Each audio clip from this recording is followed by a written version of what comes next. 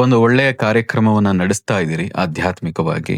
ಅದು ಕೂಡ ರಾಯರನ್ನ ನಂಬಿ ಹೆಚ್ಚಿನ ಜನಕ್ಕೆ ಆಧ್ಯಾತ್ಮಿಕವಾಗಿ, ವಿಶೇಷವಾಗಿ ಧಾರ್ಮಿಕವಾಗಿ ಅವರ ದಾರಿಗೆ ಒಂದು ಬೆಳಕು ಆಗುವಂತ ಒಂದು ವಿಶೇಷವಾದ ಚಾನಲ್ ಮೂಲಕ ನೀವು ಏನು ಕಾರ್ಯಕ್ರಮ ನಡೆಸ್ತಾ ಇದ್ದೀರಿ, ಚೆನ್ನಾಗಿ ನಡೀಲಿ, ಇನ್ನೂ ಎತ್ತರಕ್ಕೆ ಹೋಗುವಂತದ್ದಾಗ್ಲಿ.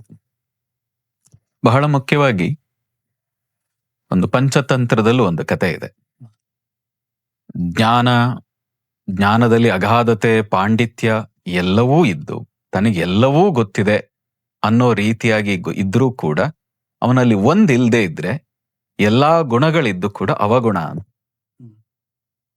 ಎಲ್ಲಾ ಗುಣಗಳ ಸಂಪನ್ನ, ಆದ್ರೆ ಹಣ ಅನ್ನೋದು ಒಂದು ಇಲ್ದೇ ಹೋದ್ರೆ ಆ ಎಲ್ಲಾ ಗುಣಗಳು ಏನಿದೆ ಅದು ಅವಗುಣವಾಗ್ತದೆ ಅಂತ. ಅದಕ್ಕೆ ಸಂಬಂಧಪಟ್ಟ ಒಂದು ಪಂಚತಂತ್ರದಲ್ಲೇ ಒಂದು ಕತೆ ಇದೆ. ಹಾಗೆ ನಮ್ಮ ಎಲ್ಲರ ಜೀವನದಲ್ಲಿ ನಮ್ಮಲ್ಲಿ ಒಂದು ಧೈರ್ಯ ಬರಬೇಕಾದ್ರೆ, ನನ್ ಜೀವನ ಚೆನ್ನಾಗಿ ನಡೆಸ್ತೀನಿ ಅಂತ ಹೇಳಬೇಕಾದ್ರೆ, ಅಷ್ಟೇ ಯಾಕೆ ನಾವು ಒಂದು ಒಳ್ಳೆಯ ಊಟವನ್ನೇ ಮಾಡಬೇಕಾದ್ರು, ರಾತ್ರಿ ಒಂದು ಒಳ್ಳೆಯ ಜಾಗದಲ್ಲೇ ನಿದ್ದೆ ಮಾಡಬೇಕು ಅಂತಿದ್ರು, ಇವತ್ತಿನ ಕಾಲದಲ್ಲಿ ಒಂದು ಶುದ್ಧವಾದ ನೀರನ್ನೇ ಕುಡಿಬೇಕು ಅಂತಿದ್ರು, ದುಡ್ಡು ಇಲ್ಲದೆ, ಹಣ ಇಲ್ಲದೆ ಅದು ಸಾಧ್ಯವೇ ಇಲ್ಲ. ಖಂಡಿತ.